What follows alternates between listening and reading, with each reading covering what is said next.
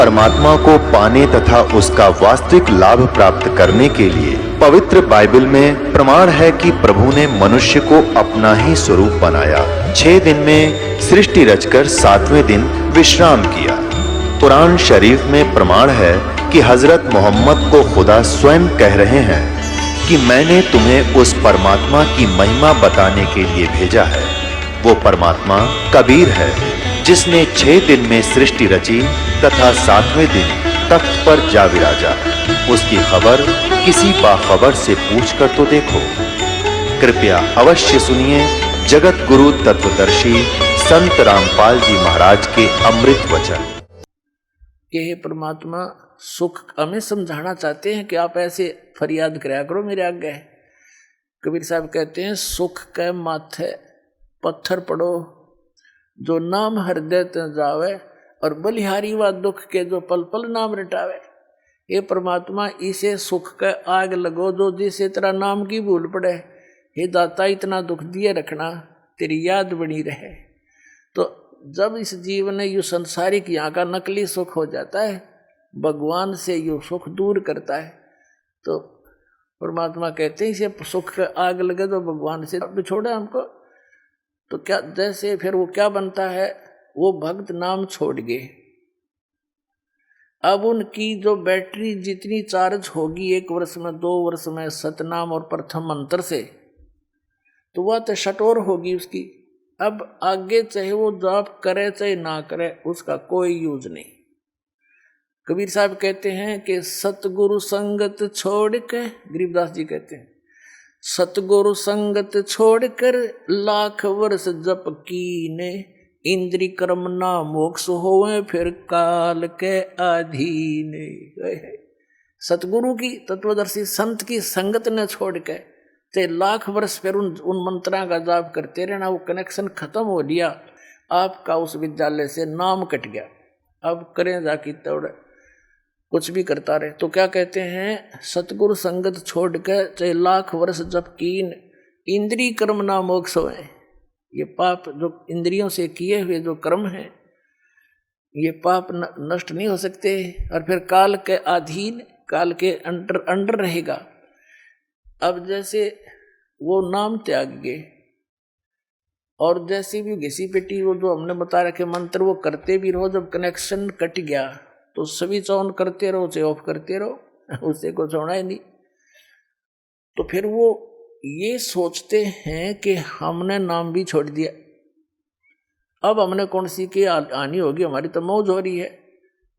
अब ये इतनी बेअकल के इंसान करते हैं ये बातें, पुणात्माओं, जिनको ज्ञान संपूर्ण हुआ नहीं और अर्धा नहीं छदाए, और देखा देखी भक्ति का यो रंग नहीं ठहरावे।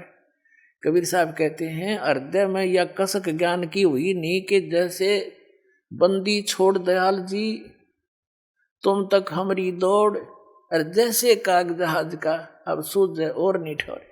तो उस दिन ज्ञान संपूर्ण हो जाएगा आपको इस सतलोक आश्रम बरवाड़ा के अतिरिक्त, और इस दास के अतिरिक्त, और कबीर परमात्मा के अतिरिक्त आपको कहीं ठिकाना दिखाई नहीं देगा।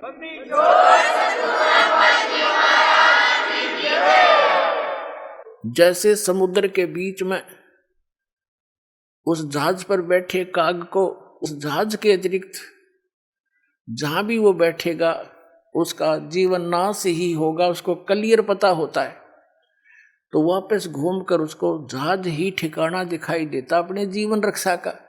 तो उस तब जब आपको इतना ज्ञान हो जाएगा, तब आपका हृदय में यो एक कसक बन जाएगी, छींट लग जाएगी, आपका हृदय में एक जख्म बनेगा, कबीर साहब की करक लगेगी, दुख। कहते हैं कबीर साहब कहते हैं कि कबीर वैद बुलाइया और पकड़ के देखी बाँ, और वैद न वेदन जान ही मेरा करक ले जे माँ। वह नारी करक लगेगी भगवान के नाम की। हे परमात्मा, ऐसा निर्मल ज्ञान, ऐसा निर्मल नाम और ऐसा स्थान एक नारी कसक बन जाती है, और पूरी पृथ्वी पर ये सब महापुरुषों के विचार आपके समक्ष रूबरू करा दिए। आपको तो घर बैठे सब कुछ मिल गया। इतने पुण्यकर्मी प्राणी हो आप, आपकी किस्मत का कोई अंदाजा नहीं लगाया जा सकता। आप कितने पुण्यकर्मी हो। सिर मार के मर गए इसी जंगलों में धक्के खा खा के, या वस्तु नहीं मिली। आप कितने पुण्यकर्मी प्राणी हो, किसी को सीडी के माध्यम से, किसी को टीवी चैनल के माध्यम से, किसी भाई बहन के माध्यम से, कोई पुस्तक के माध्यम से घर बैठे भगवान का संदेश मिल रहा है, सत संदेश। तो आपकी किस्मत में कमी नहीं, कमी है तो आपके प्रयत्न में रह जाएगी, मिसगाइड ना होना। तो कहने का भाव ये है कि ज्ञान संपूर्ण होया नहीं, अर्धा नहीं छदाए, और देखा देखी भक्ति का रंग नहीं ठहरावे। तो दास आपको इतना ज्ञान से परिपूर्ण करना चाहता है कि आप यहाँ से टस से मस नहीं हो सकते, चाहे सारा संसार एक तरफ हो जाइयो, ऐसा ज्ञान से रंग दूंगा आपको, और विद सच्चाई के साथ में विद प्रूफ दूंगा आपको।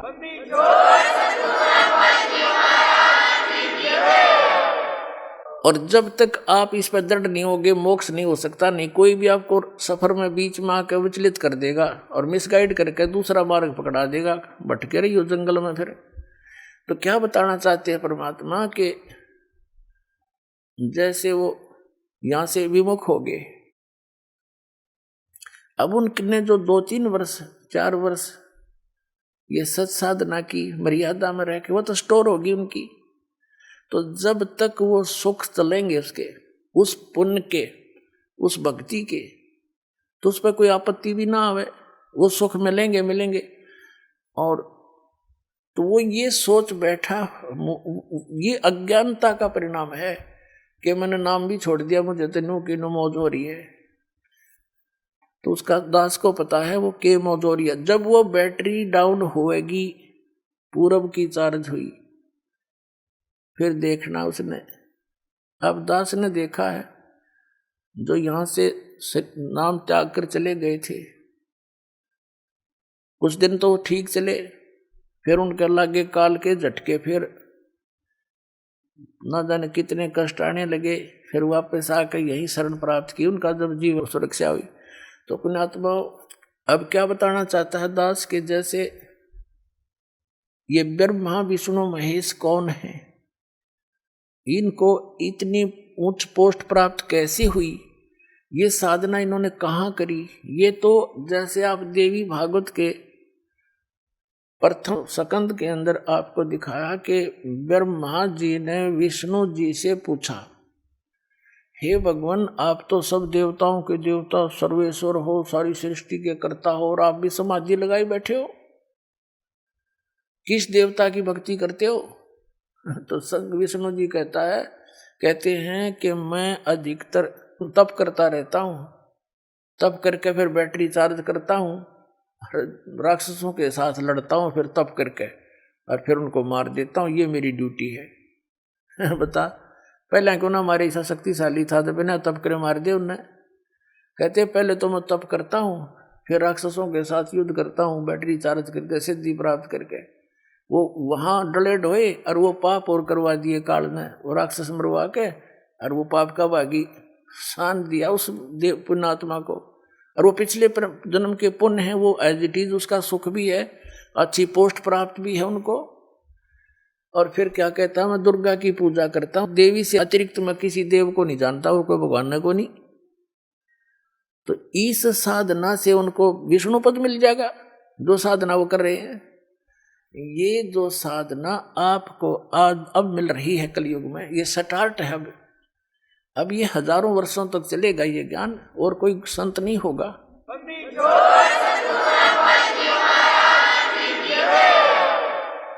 जब तक ये परमात्मा की दया रहेगी, और ये परमात्मा की ही देन है, ये जो टीवी बने हैं, सीडी बनी है, डीवीडी बनी है, और डिस्क बनी है, और ये इंटरनेट बना दिए, उस कबीर भगवान का दिमाग, परमात्मा का दिया माइंड है। ये जीव सत्र का नहीं, ये खोज, ये सत्कर मान लेना आप।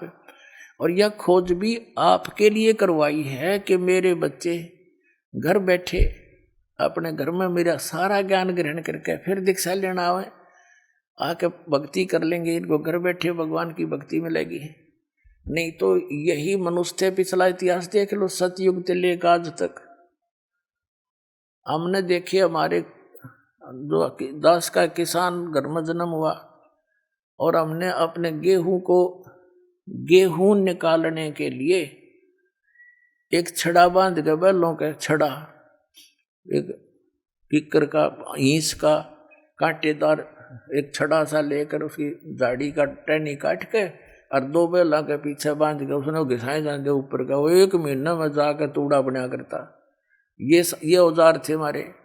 अरीब कट कट कट कर करके 2 घंटा में 100 मन की वान काट लिया आदमी। टेक्निक होगी ये आपको दी है कि समय न बचा के भक्ति पर ला लियो या भक्ति कर सकते हो। एक माई पीसण लग गया करती, मेरी माँ देखी हमने 4-5 किलो आटा मनवाने 2 घंटा में घसम घसा रहे जाती। करीब 1 घंटे में तो 1 मन 2 मन पीस ले जाए।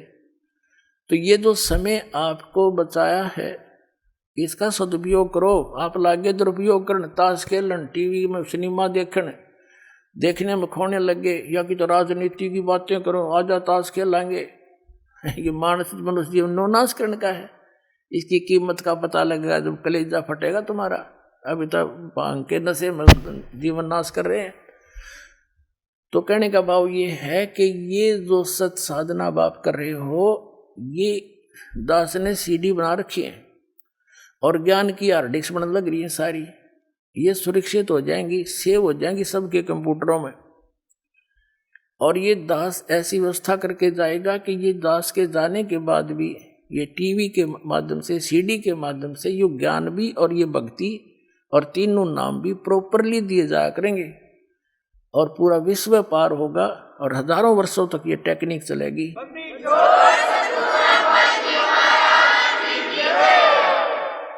और संत की शब्द की शक्ति होती है, जो कह दिया वो फाइनल होया करे, उसमें वो काम करेगी। फिर वो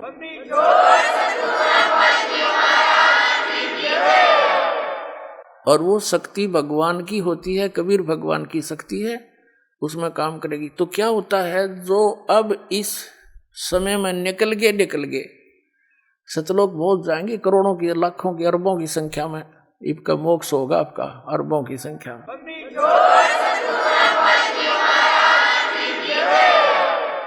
और जो रह गए बच गए, नहीं पार हो पाए, पैर फिसल गया, या भक्ति तो इतनी गजब की बन गई, उनका तो ढेर लग गया पुनों का, तो फिर यू काल भगवान आपको पृथ्वी पर नहीं आने देगा, क्योंकि पृथ्वी पर आकर ही आपका भक्ति मार्ग शुरू होगा। जैसे विद्यालय में ही बालक पढ़ा करते हैं, फील्ड में जाने के बाद तो फिर वो नौकरी रह जा, पढ़ नहीं सकते वो, तो ऊपर के लोकों में रखेगा, स्वर्ग महास्वर्ग ब्रह्म लोक में जैसे प्रथम मंत्र की कमाई आप करते हो, उसके अंदर नीचे से जाप है, जैसे कमल है हमारे शरीर में, वो इसमें गणेश जी का जाप है, सावित्री ब्रह्मा जी का जाप है, विष्णु और लक्ष्मी जी का जाप है, महादेव पार्वती जी का भी जाप है जो आपको दिया जाता है, दुर्गा जी का भी जाप है, और फिर इस काल भगवान का ओम नाम है। देखो पुण्यात्माओं, कई भक्त विचलित हो जाते हैं कि जो सतनाम देते हो उसमें भी ये ओम मंत्र है, उधर प्रथम नाम देते हो उसमें भी ये मंत्र है, दूसरे भी मंत्र है।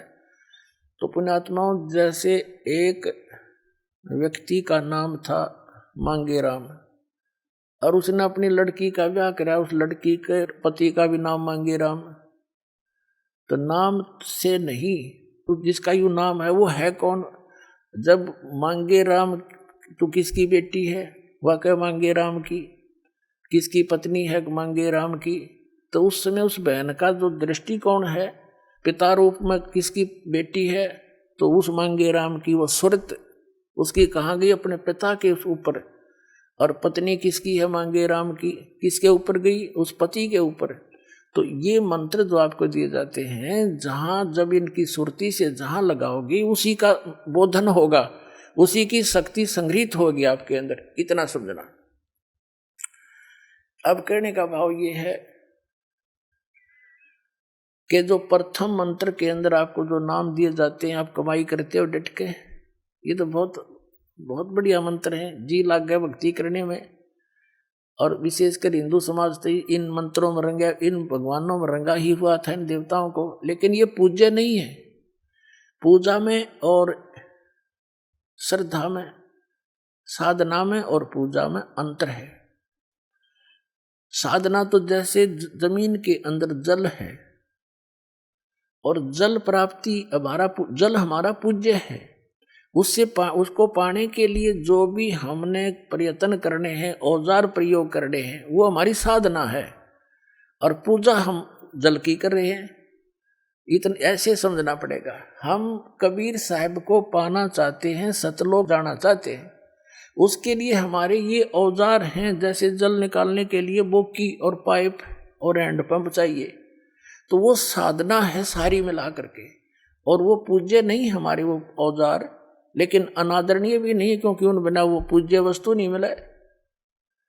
वांछित वस्तु भी उन्हीं से मिलेगी, तो वो अनादरणीय कैसे आदरणीय है, संभाल कर रखेंगे, खराब ना हो जाए, खूब उन्हें साफ रखेंगे। तो ये ब्रह्मा जो मंत्र आपको दिए जाते हैं, ये साधना है, ये मजदूरी है। और हमारा साध्य सतलोक और कबीर परमात्मा है। तो कहने का भाव ये है कि जैसे आप प्रथम मंत्र का जाप करते और नाम आपका रह गया, पार नहीं हुई, यहीं रह गए, फिसल गए, तो सबसे पहले आपको गणेश जी के लोक में गण बनाया जाएगा, गण। और जितनी आपकी कमाई है प्रथम मंत्र की, वहां आप एक पद प्राप्त करके अपनी भक्ति नाश करोगे। फिर वहां से आपका मृत्यु होगी, फिर आपका विष्णु लोक के अंदर जैसे किसी देव के संस्कार से आपका वहां जन्म होगा, वहां एक उच्च पोस्ट प्राप्त करोगे, देवता बन जाओगे। तो भगवान शिव जी, भगवान विष्णु के होटल में, उस लोक में जाके आप उस विष्णु जी के मंत्र की कमाई नाश करोगे। फिर ब्रह्मा जी के लोक में ब्रह्मा जी वाले मंत्र की, दुर्गा जी वाले लोक में दुर्गा जी वाले मंत्र की भक्ति नाश करोगे। वो तो होटल है, आपकी पूंजी नाश हो सकती है, वहां पर कोई लाभ नहीं हो सकता, कमाई नहीं होती। ऐसे भगवान शंकर वाले मंत्र का वहां जाप का वहां नाश करोगे। उसके बाद फिर कहाँ आओगे, फिर नीचे नहीं आने देगा, फिर जाओगे ब्रह्मलोक में।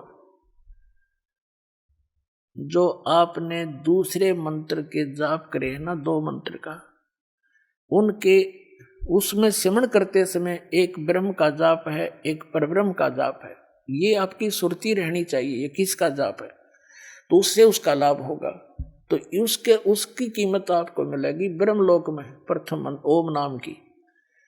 और वहाँ एक बहुत बड़ा रेस्टोरेंट है, अन्य रेस्टोरेंटों से उसमें ज़्यादा सुविधा स्वर्ग में, तो वहाँ भी आपकी ही पूंजी नाश होगी। फिर इस काल ने वहाँ नकली अलखलोक, सतलोक, अलखलोक, अगम और अनाम अकैलोक बना रखे ब्रह्मलोक में। फिर आपका जो दूसरा मंत्र है उसका नाश वहाँ करवाएगा, और फिर आपको पटकेगा कोई 1000 वर्ष, कोई 1000 युगों के बाद पृथ्वी पर राजा बन जाओगे। राजा बनकर फिर शिकार खेलने जाओगे, अपने कर्म फोड़ के, और फिर गधे बने बढ़कर खड़े पाओगे। ये आपकी फिर उस सारी कुछ क्रिया का फिर वहीं जैसे थे। तो ये जो ब्रह्मा विष्णु महेश बने हैं, ये भी इन्हीं भक्ति के किए हुए इनका संग्रह शेष था। उन्हीं आत्माओं को ये अपने एक रिजर्व कोटे में रखता है ये काल। स्वर्ग महासु इसमें नकली अलखलोक, अगमलोक, सतलोक बना रखे, वहां रखता है। उन्हीं में से छांट लेता है आत्मा, अपनी पत्नी दुर्गा से उनका जन्म करता है, देता है, और उनको एक एक गुण युक्त बना करके, जैसे ब्रह्मा जी की मृत्यु होएगी उससे पहले नेक्स्ट ब्रह्मा उत्पन्न करके उसको अचेत रखेगा, कोमा में उसकी परवरिश रखेगा। उस ब्रह्मा के मरते ही दूसरा धर देगा ठाक है। वो वर्तमान वाला ब्रह्मा गधा बना पाओगा कितना, या भूत पिक्चर बनकर भटक रहा होगा। नेक्स्ट विष्णु मरेगा, विष्णु की मृत्यु से पहले नया विष्णु तैयार करके पैदा करके 20-25 साल का तैयार रखेगा, और उसको तुरंत दूसरा रख देगा। और ऐसे शिव जी की मृत्यु के बाद दूसरा शिव बना पैदा करके रखता है। ऐसे ये होते हैं वो पुण्यात्मा जो अब की हुई भक्ति के उस भक्ति धन से वो पोस्ट प्राप्त करते हैं। तो बाढ़ में जाया ब्रह्मा विष्णु में इसकी पदवी फिर गधा बनेगा, 84 लाख योनियों में भटकना पड़ेगा। तो इसके लिए परमात्मा कहते हैं, मन तू सुख के सागर बस रे भाई और न ऐसा यस रे मन तू। सुख के सागर बस रे भाई और न ऐसा यस रे। सर्व सोने की लंका होती रावण से रणधीरम। सर्व सोने की लंका होती रावण से रणधीरम। एक पलक में राज बिराजी वो जम के पड़े जंजीर मन तू। सुख के सागर बस रे भाई और न ऐसा यस रे। यस माने महिमा, यहाँ की नकली महिमा है। आज विष्णु जी की के पद को प्राप्त है और कुछ दिनों के बाद यही यहाँ पशु योनि में घूम रही होगी वो आत्मा। होय होय। तो पुण्यात्माओं, ये अनमोल रतन उस परमात्मा बिना हमने कौन हाथ आन दे। आपके साथ रहता भगवान कनेक्शन नाम लेने के बाद। आप घर जाते हो साथ पहुंच जाता, जैसे बिजली का कनेक्शन पावर हाउस से दे देता लाइनमैन, और आपके जाने से पहले बिजली आपके घर पर होती है। तो परमात्मा का कनेक्शन आपके घर पर जा चुका होगा जिसने आज नाम ले लिया। पर कनेक्शन कट ना देना, इसको संभाल के रखना।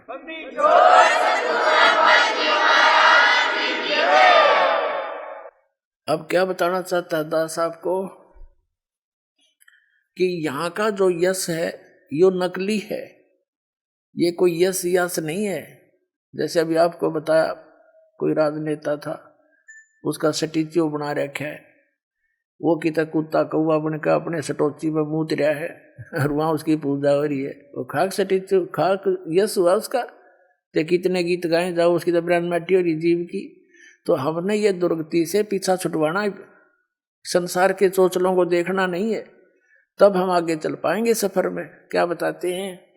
मन तो सुख के सागर बस रे भाई और न ऐसा यस रे।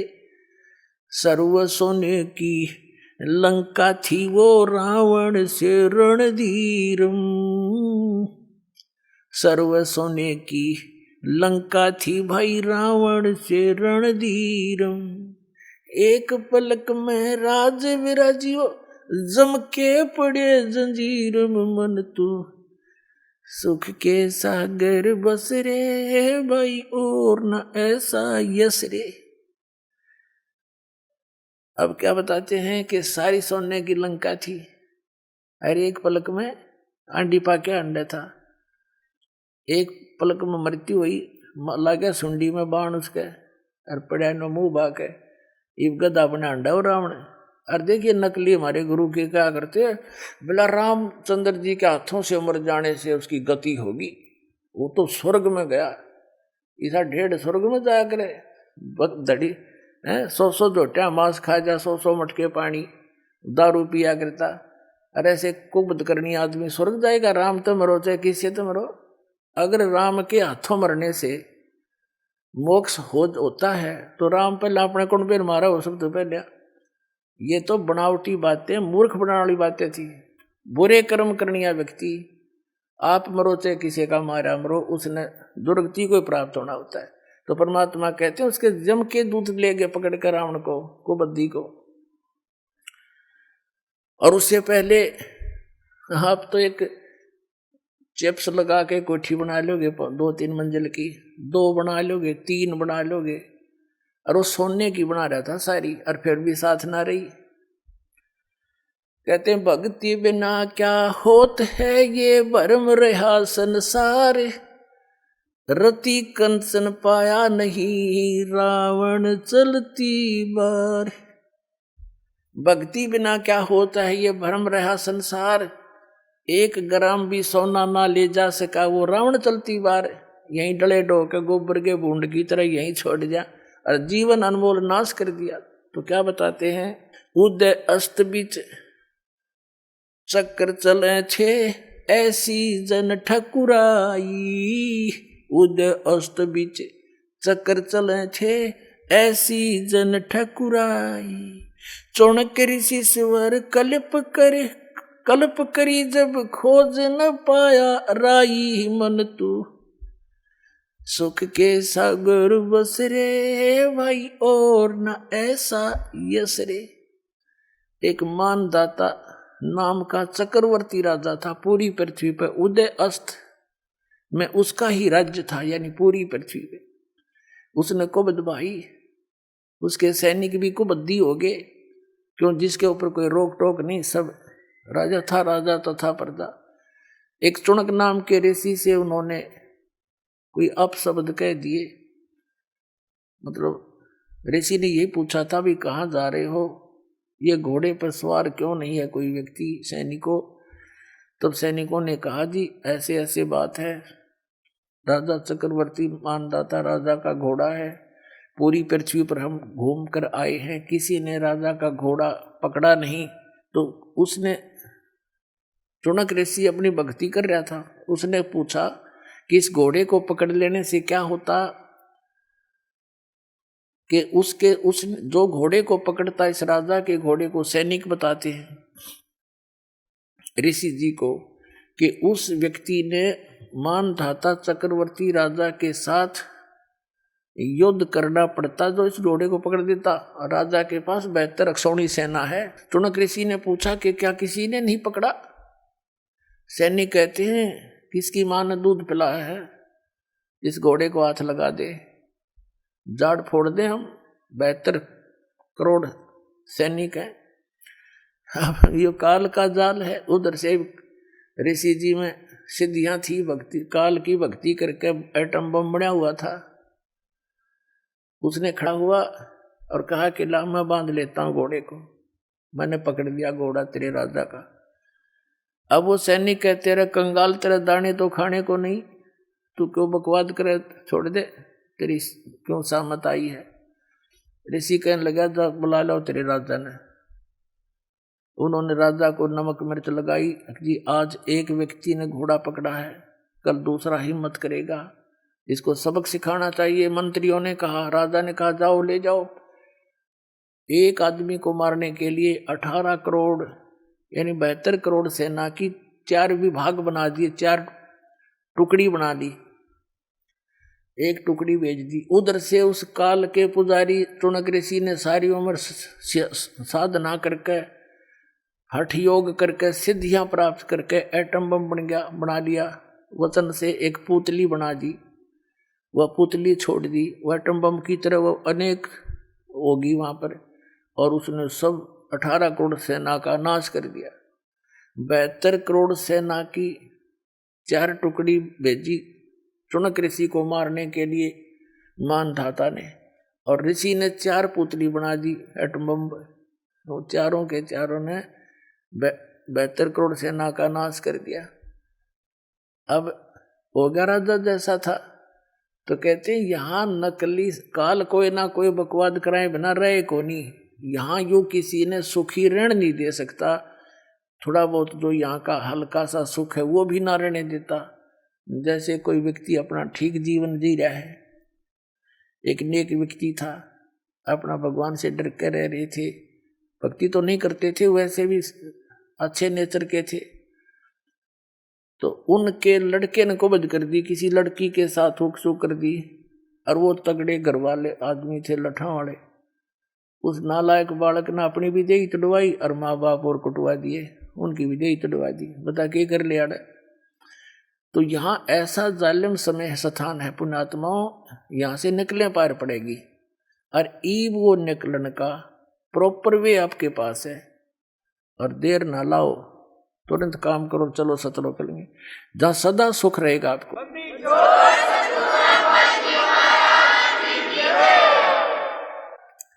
अब क्या बताते हैं, उदय अस्त बीच चक्कर चले थे, मन तू सुख के सागर बस रे भाई और न ऐसा यस रे। सतलोक को, सचखंड को परमात्मा ने सुख का सागर बताया है। जैसे समुद्र में जब चले जाते हैं बहुत दूर जहाज के माध्यम से, तो समुद्र में जल के अतिरिक्त कोई चीज दिखाई नहीं देती, वो सागर कहलाता है। तो सतलोक के अंदर सुख के अतिरिक्त और कोई वस्तु नजर नहीं आओगी आपने, वो सुख सागर है। अब सुख सागर किसको कहते हैं? शंखों लहर मेहर की उपज, कहर नहीं जा कोई, दास गरीब अचल अविनाशी, सुख का सागर सोई। शंखों लहर मेहर की उपज, जैसे दास के साथ तो बहुत बार बनती है और पहले भी होता था। एकांत स्थान पर जब होता, एक ऐसी हिलोर उठती अंदर हृदय में, कोई भी कितना दुखदाई व्यक्ति हो, कोई किसी प्रकार की टेंशन हो, वो बिल्कुल खत्म हो जाती। सब अपने से लगते हैं और चाहकर भी उनके प्रति कोई हेट नफरत बन ही नहीं पाती। तो वो मेहर की लहर उपजी थी हृदय में, मेहर की लहर थी। वह कोई बुरा नहीं लगे था, कोई किसी में दोष दिखाई नहीं देता। तो परमात्मा कहते हैं, और फिर उसके जाने के बाद जैसे थे वही सारे खटड़ा भर जाता है। तो परमात्मा याद दिलाते हैं उस सतलोक में शंखों लहर मेहर की उपजे, कोई वहां बुराई कर ही नहीं सकता। जैसे छोटे बालक हैं 3-4 वर्ष के, इनमें विषय विकार होता ही नहीं, चाह कर भी नहीं हो सकता। तो वहां जा करके हमारे अंदर जो क्रोध है, बकवाद है, लोभ है, ये कति खत्म हो जाएंगे। ऐसा ही आपका जीवन होगा, ऐसा ही नर नारी करके वहां पर सृष्टि है, वहां जो परिवार होगा, जो सुख वहां पर है वो यहाँ हो ही नहीं सकता। तो पुण्यात्माओं, कुछ ऐसी बातें हैं जो सार्वजनिक नहीं की जा सकती, तो वो सुख वहां पर भी आपको सदा बना रहेगा। तो कहने का भाव है, संकेत ही समझना चाहिए। तो हमने यहाँ बकवाद सब त्याग कर एक राम नाम पर लाग के सतभक्ति पर उन सुविधाओं को प्राप्त करने की चेष्टा करनी है। यहाँ तो ये रेडी नहीं चाहिए कितना है सुख हो, 1 मिनट में मृत्यु हो जाए, वो सुख न के चाटे। कल गधा बना पड़े, आज मंत्री है, और कल कुत्ता बढ़कर संतरी गली में घूम रहा होगा, तो क्या फायदा इसका?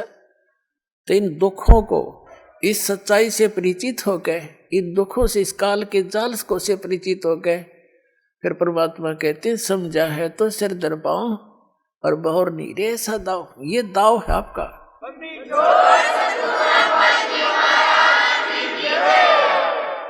कहते समझा है तो सिर धर पाऊं और बहुर नीरे ऐसा दाव। सिर पर पांव रखना, पूरी स्पीड तो भागना। जैसे आदमी कोई पीछे कोई आपत्ति हो, जैसे पागल कुत्ता देख ले को तेरी तरफ भाग रहा है और वो स्पीड खींच ले, तो उसको डबल स्पीड तो भागे बाहर पड़े उसको बचने के लिए, या ऐसी जगह पर पहुंचे जहाँ उसकी रेंज ना हो।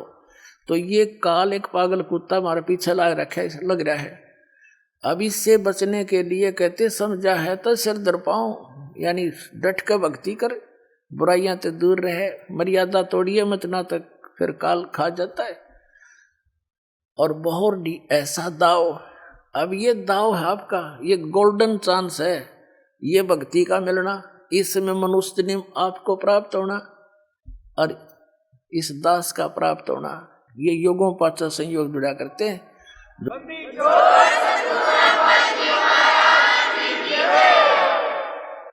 तो क्या बताते हैं, उदय अस्त बीच चक्कर चले थे, ऐसी जन ठकुराई। उदय अस्त बीच चक्कर चले थे, ऐसी जन ठकुराई। चौणक ऋषि स्वर कल्प करी, जब खोज न पाया राई। मन तू सुख के सागर बस रे, भाई और न ऐसा यस रे। फिर बताते हैं भाई, दुर्योधन से राजा होते संग एकोतर बाई। दुर्योधन से राजा होते संग इकोतर बाई। 11 अक्षौणी संग चले थी, देही गीद न खाई। मन तू सुख के सागर बस रे, भाई और न ऐसा यस रे। भाई 60,000 सगड़ के होते, कपिल मुनि सुअर खाए। 60,000 सगड़ के होते, कपिल मुनि सुअर खाए। एक सपुत्र उत्तान पात का, परमात्म पद पाए मन तू। सुख के सागर बस रे भाई, और न ऐसा यश रे।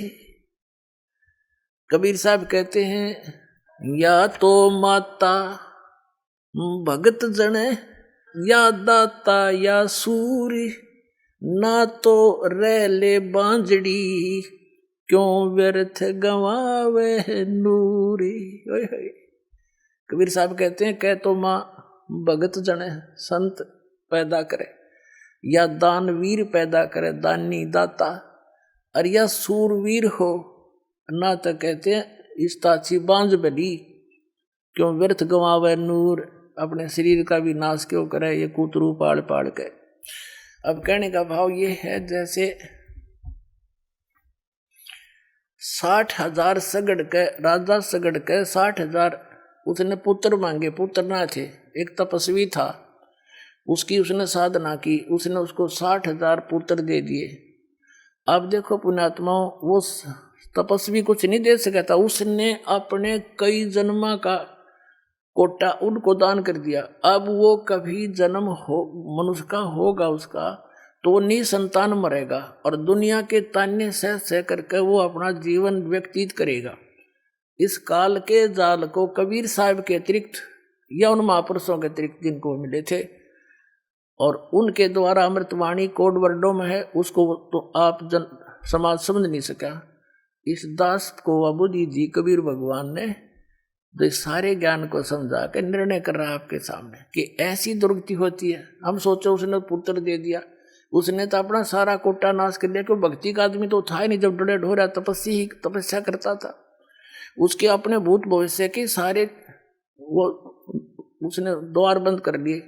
जो यहाँ की मर्यादा, यहाँ के लोक में एक बहुत उत्तम बात मानी जाती है, पुत्र हो, और कुछ सतयुग त्रेता द्वापर और कलयुग के कुछ अंश तक ये एक दंत कथा लोकवेद बना रखा था इन नकली संतों ऋषि आचार्यों में, शंकराचार्यों और गुरुओं ने, कि भाई जिसका संतान ना हो, ना पुत्र ना हो, उसका तो मुंह भी ना देखा सुबह सुबह।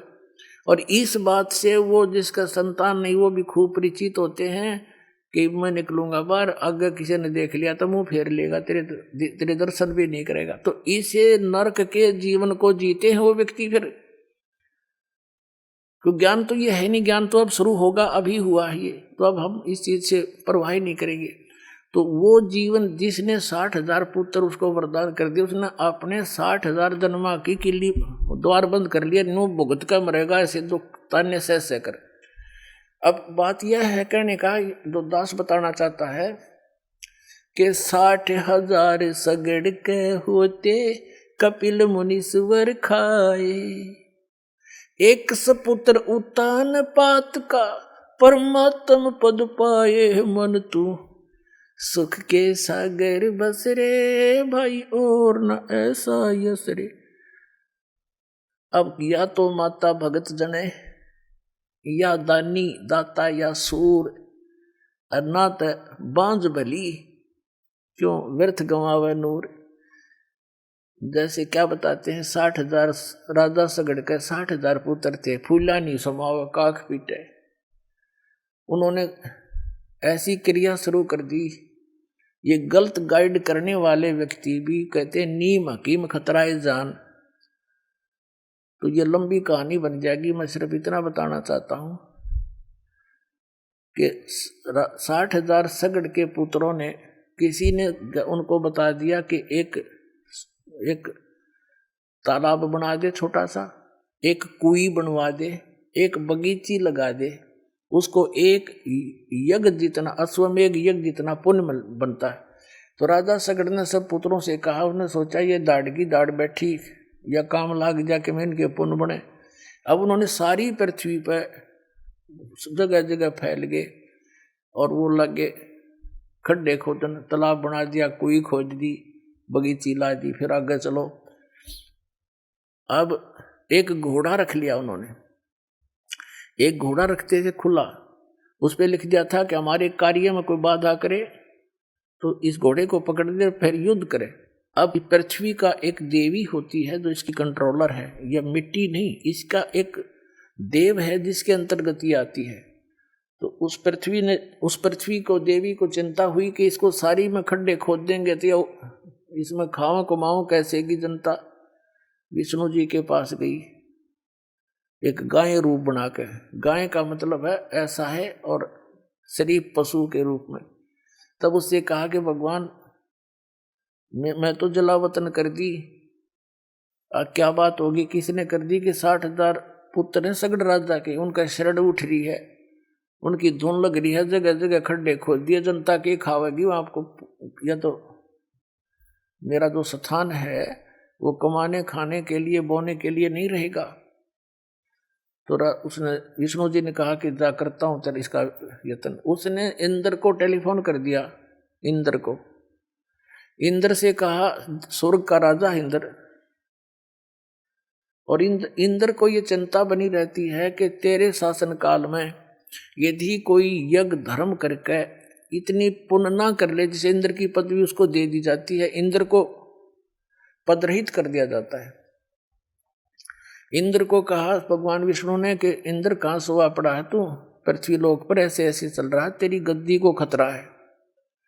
इंद्र ने क्या किया, रात्रि में सगड़ के सारे पुत्र सारा दिन कसी बजाई, पड़ के सो गए। घोड़ा बंध रहा था वृक्ष के। इंद्र के स्वर्ग से आए 2 दूत, उन्होंने वो घोड़ा खोल के, एक कपिल मुनि नाम के ऋषि थे, वो बैठे बैठे तपस्या कर रहे थे, और उसकी पलकें जो हैं जमीन पर टिक गई थी।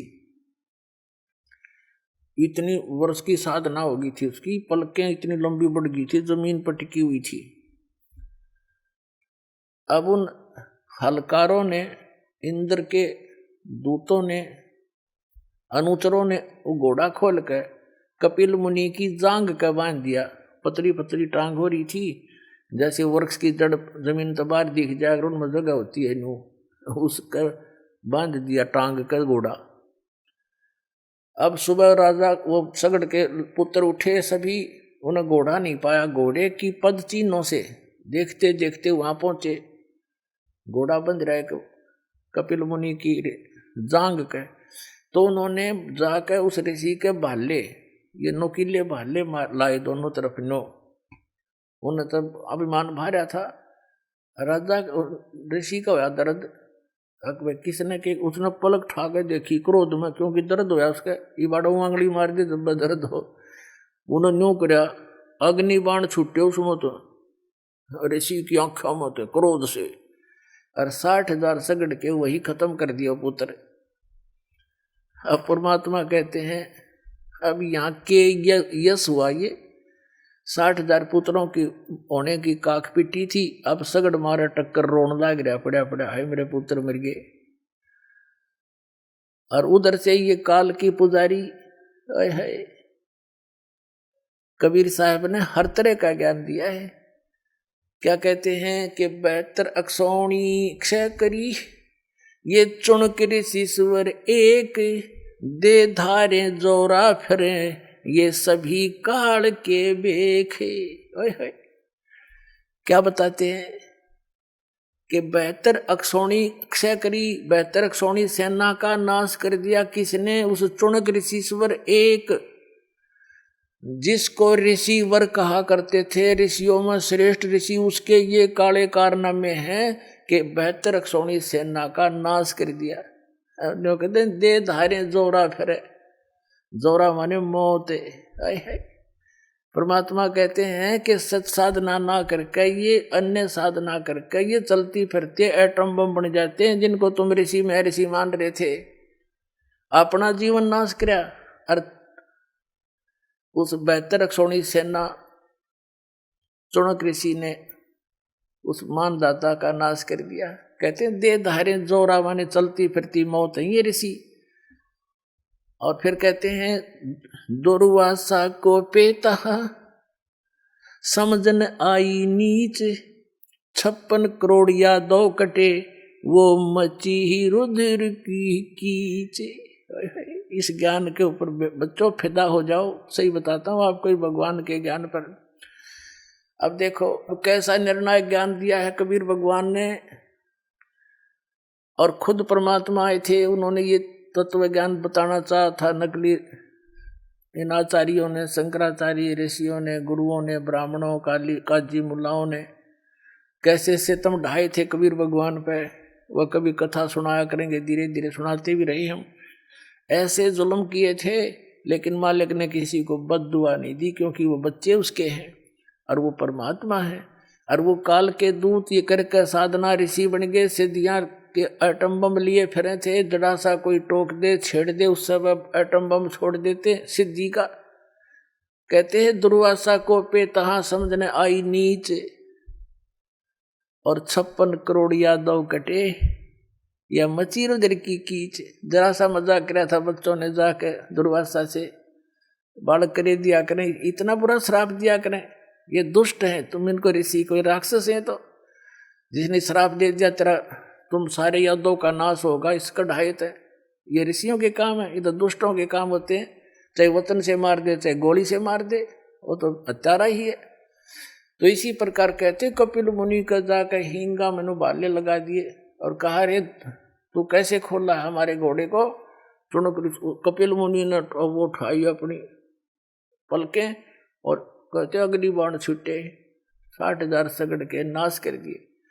अब क्या बताते हैं, मन तू सुख के सागर बस रे भाई, और न ऐसा यस रे भाई। 60,000 सगड़ के होते कपिल मुनीश्वर खाए। कपिल मुनीश्वर ने खा लिए वह। एक सपुत्र उतान पात का वो परमात्म पद पाए। मन तू सुख के सागर बस रे, जहाँ और न ऐसा यस रे। कहते एक सपुत्र उत्तान पात का ध्रुव और परमात्म पद पाए, और 60,000 सुगड़ के को बद्दी थे। कहते यही मार खा गए। अब जैसे आप जी ने लोकवेद सुन रखा था, ध्रुव पार हो गया, प्रहलाद पार हो गया, फलाना पार हो गया, और यदि हम बतावें कि रविदास पार हो गया, फलाना पार हो गया, वह थारा दच्चा नहीं, तो उन्हीं के उदाहरण देने पड़ते हैं कि जैसे ध्रुव पार हो गया, आप मानते ही हो, तो परमात्मा ने उन उदाहरणों से समझाया है कि तुम भक्ति करने वाला एक का सपुत्र बतेरा, और वो 60,000 का पूरा लंगार बता के काम आया। तो यहाँ परमात्मा कहते हैं सत भक्ति करोगे, ध्रुव से भी अच्छी पदवी पाओगे तुम, जो दास आपको बताने जा रहा साधना।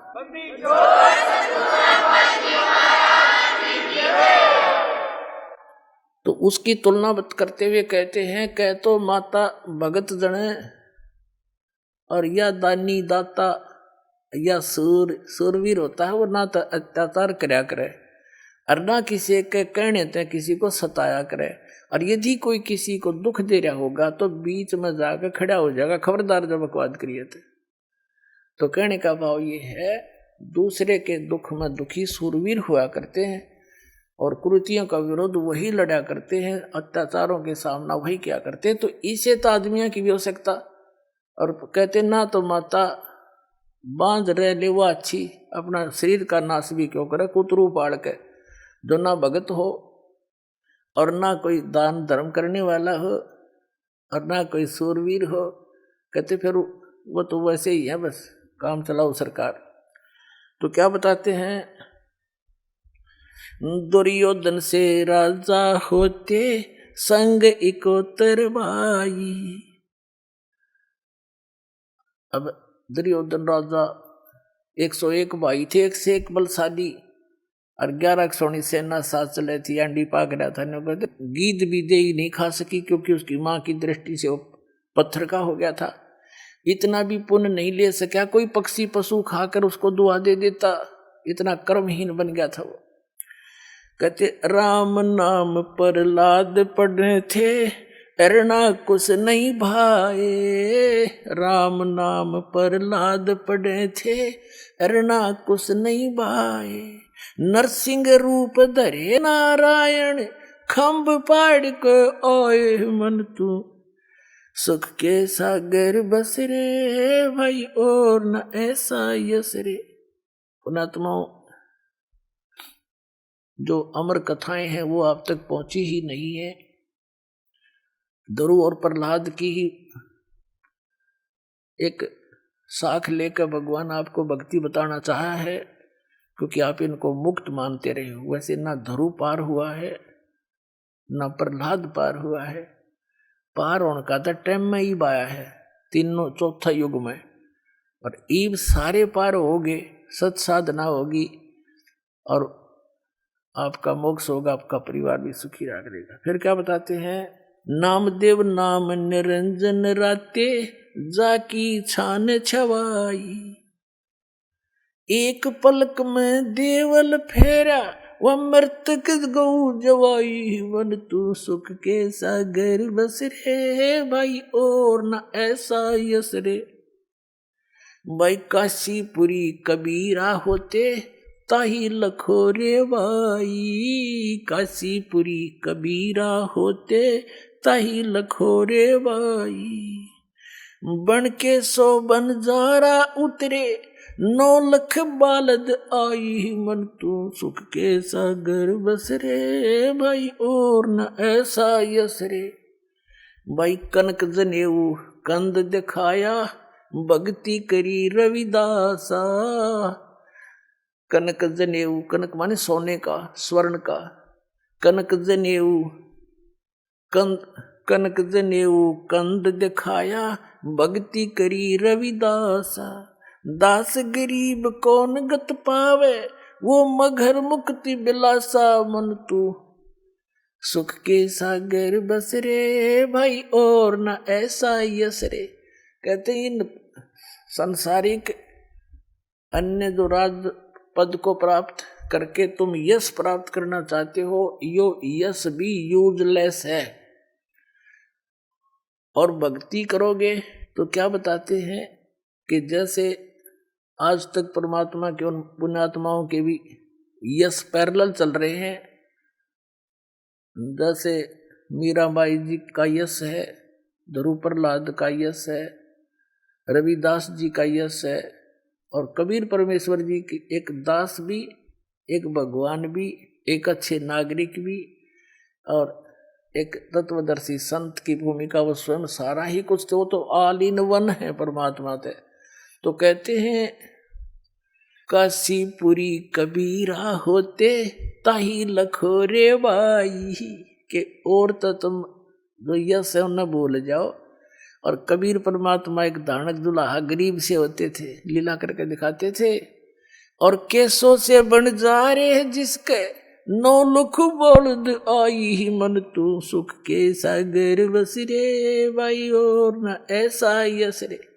अगर यश भी है तो इस भक्ति में वो यश है जो एक आदरणीय रहेगा सदा, और वो बच्चे भक्त कुत्ते गधे नहीं बनेंगे, अपने ही स्टेच्यू पर मुत्त नहीं गए।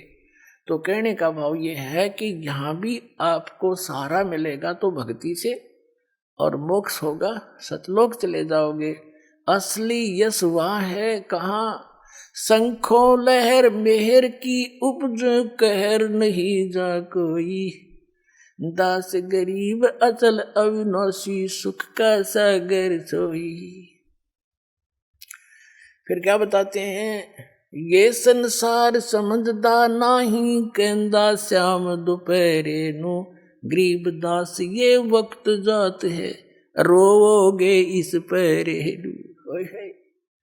पुणात्माओं कलजा पाटन हो जा दास का। तो ये बातें सुनकर उन महापुरुषों का क्या उद्देश्य था, आपके दुख न देख कर वो आत्मा से रोकर कह रहे हैं कि ये संसार समझदा नाही कहंदा श्याम दोपहरे नु। तुम इन नकली यहाँ के यशों को सुख मान रहे हो, और कहते हैं जब सत भक्ति नहीं की, परम संत की शरण में भक्ति नहीं की, तो गरीब दास ये वक्त जात है, ये समय आपके हाथ से जा रहा मनुष्य का, रोया करोगे इस समय ने, यो फिर नहीं मिलेगा। समझा है तो सर दर पाओ, भौर नहीं रे ऐसा था। बोलो सतगुरुदेव।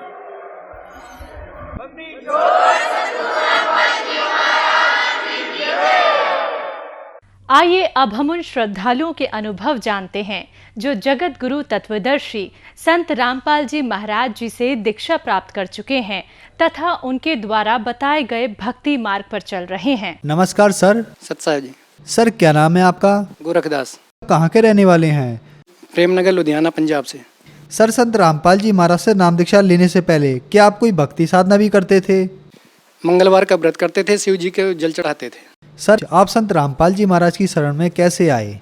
सर जी हमारे एक दोस्त है, वहाँ पे भक्ति सौदागर नाम संदेश की पुस्तक पहुँची थी और वो दोस्त ने पढ़ा नहीं, पर मैं कबीरपंथी था उसके बाद में, तो वो जानता था ये कबीरपंथी है और उसने मुझे दिया। जब उसने भक्ति सौदागर का संदेश पुस्तक दे रहा था तो हमारे हाथ ऐसे ऐसे काँप रहे थे लेने के लिए, पर फिर भी हिम्मत परमात्मा ने कराई और उस पुस्तक को लिया। जब पढ़ते रहे, पढ़ते पढ़ते हमें इतना वो हुआ कि जो हमारी दवाइयाँ चल रही थी पहले, जैसा कि रिकॉर्ड में ले रखा हूँ, तो उस पुस्तक पढ़ने मात्र से हमारी दवाइयाँ वो छूट गई, जो कि हम बिना दवाई खाए एक पल भी चल नहीं पाते थे। और जब पुस्तक पढ़ना किसी कारण से हमने काम ज़्यादा होने के कारण हम पुस्तक नहीं पढ़ पाए उस दिन से हमें दवाइयाँ फिर खाना शुरू हो गया। उसके बाद फिर पुस्तक में पढ़ना शुरू किया, पर वो बात नहीं हुई। पुस्तक पढ़ते पढ़ते मतलब हमें ये हुआ कि हम कैसे वहाँ पे पहुँचे। फिर रात में परमात्मा से प्रार्थना की, दाता हम तो कभी देखा भी नहीं, बरवाला आश्रम कहाँ पे क्या है, आप ही दया करो। फिर उसी के दूसरे ही दिन सुबह जब हम नाई की दुकान पर अपना बाल कटवाने गए थे, वहाँ पे सतलोक आश्रम बरवाला का ही भगत पहले से सेव करा रहा था, तो वो नाई से चर्चा कर रहा था वो भगत। तो उससे मैंने सुनी सतलोक की कहानी, तो उससे पूछा, भगत जी ये तो सतलोक की आप बात कर रहे हो? तो वो भगत बोला, हाँ जी वहीं का हूँ। तो आप कैसे? मैं कहा मैं तो किताब पढ़ा हूँ। आप कैसे वहाँ से? कहता हम वहाँ जाते रहते। तो फिर उसको बोला मैं कि भाई आप मुझे भी लेके चलना। तो बोला ठीक है, आज के मतलब पूर्णिमा को सत्संग होगा, वो उस पर हम चलेंगे।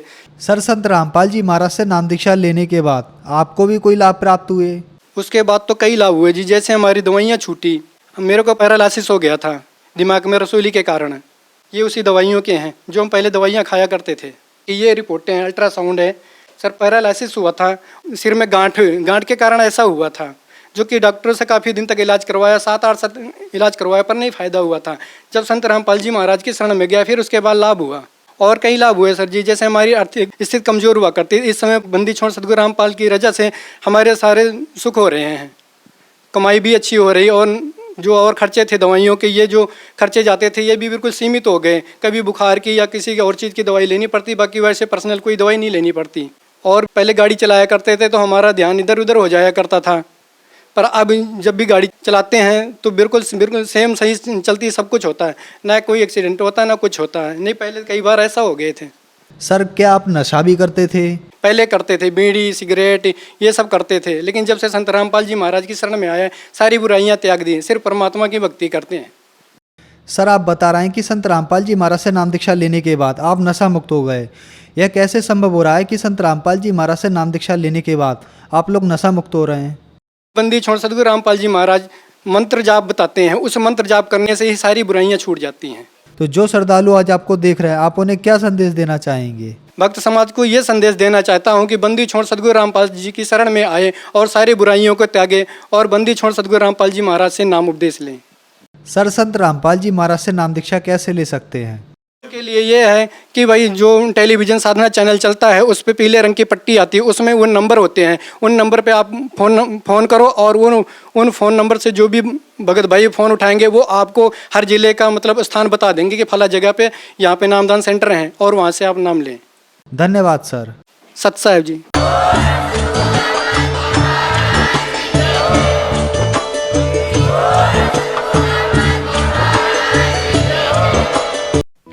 आप सुन रहे थे जगत गुरु तत्वदर्शी संत रामपाल जी महाराज के मंगल प्रवचन। अधिक जानकारी के लिए संपर्क करें